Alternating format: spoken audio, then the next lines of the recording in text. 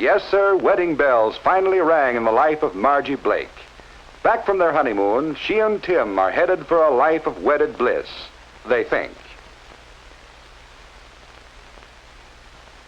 Yes, the honeymoon is over for Tim now that he starts back to work.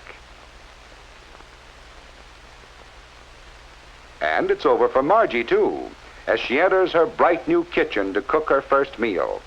Can she prepare those favorite dishes of Tim's, just like his mother used to make? What would he like for dinner? He just loves chocolate cake. Go ahead, try one. All you have to do is follow the recipe. This is going to be easy. Let's see, what's next? It says, cream butter until soft and smooth.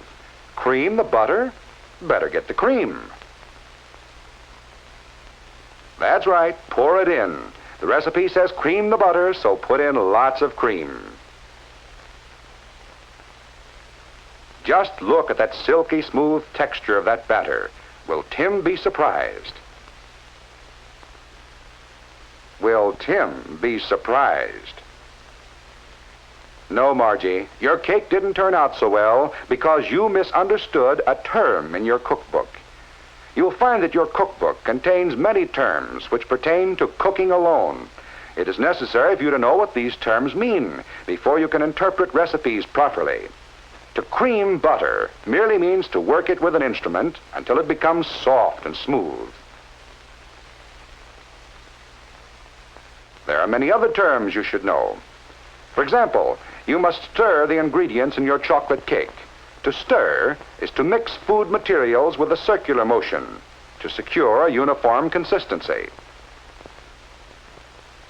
Later, you may be required to beat egg whites stiff but not dry, or so that they hold the greatest amount of air without losing their elasticity. You may have to fold two substances together.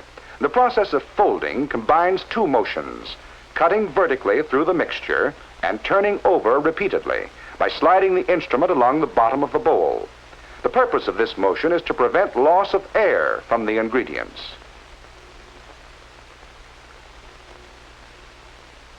In making a frosting for that same cake, you may boil a sugar syrup. To boil is to cook at such a temperature that bubbles rise continuously and break on the surface. Later, your frosting recipe may call upon you to perform the test for the soft ball stage. And this is performed by adding a few drops of the substance to very cold water. If the drops form soft balls that can easily be flattened with the fingers, the material is at the soft ball stage, or a temperature of 235 degrees Fahrenheit. The frosting may have to be beaten.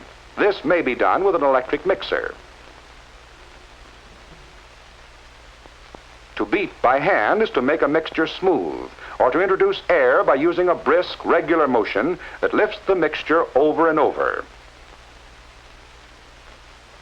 The making of this cake and the frosting on it involve the terms cream, stir, fold, boil, soft ball stage, and beat. Almost all bread and roll recipes call for kneading the dough.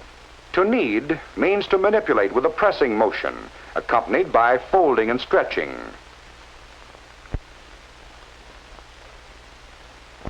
In cooking meats, other terms are used. Less tender cuts of meat may best be cooked by stewing. When applied to meats, this means to add a small amount of water and simmer until tender. To simmer is to cook in water just below the boiling point, or at a temperature of approximately 185 to 195 degrees Fahrenheit. Other cuts of meat might be cooked by braising.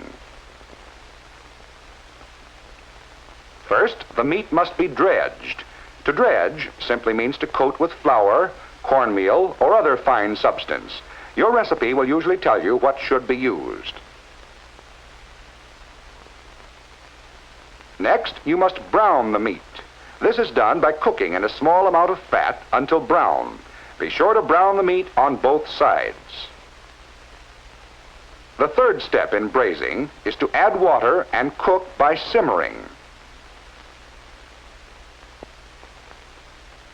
So you see that the term braise includes three other terms: dredge, brown, and simmer. Of course, braising is only one of the many, many ways in which we can cook meats. One of the most popular is roasting. The terms roast and bake mean the same thing: to cook by dry heat. But before you actually start to roast the meat, you may sear it. This is done by the short application of intense heat.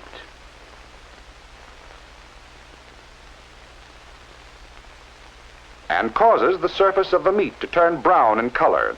It is done to improve the flavor and appearance, but does cause greater loss of juice.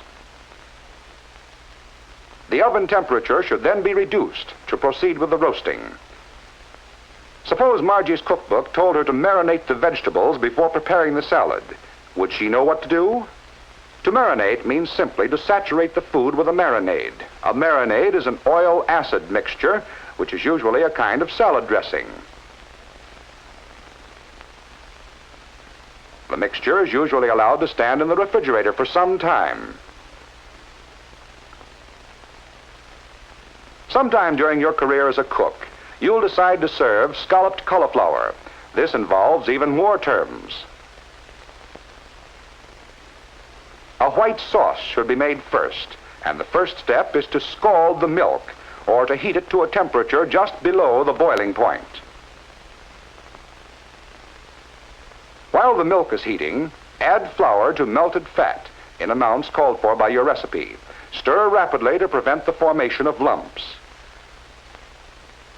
Scalding is complete when a scum forms on the surface of the milk. Add the milk slowly, again stirring constantly to avoid lumps.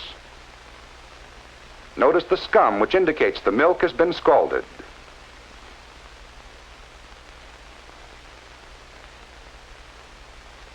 Meanwhile, the cauliflower must be boiled until tender.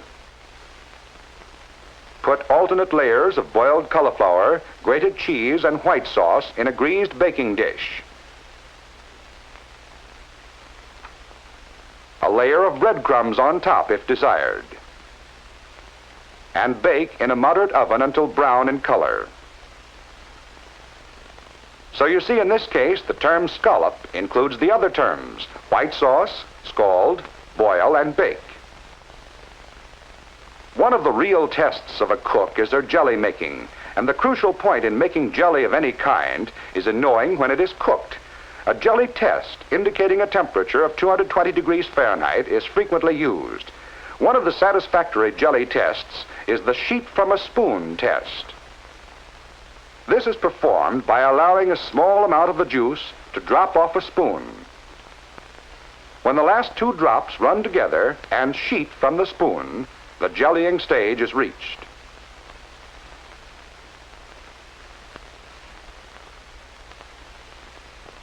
The jelly should be removed from the fire at once. These are only a few of the terms you will have to use and understand. How can you learn the others?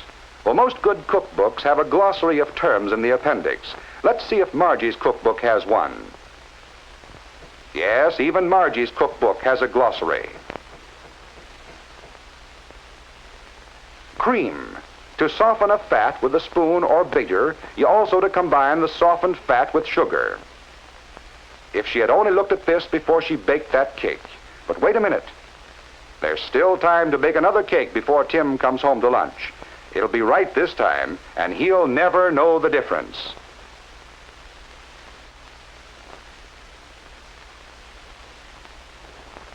Yes, even Margie found that she could learn to cook when she discovered the significance of the terms used in cooking. And Tim will never know she ruined her first cake.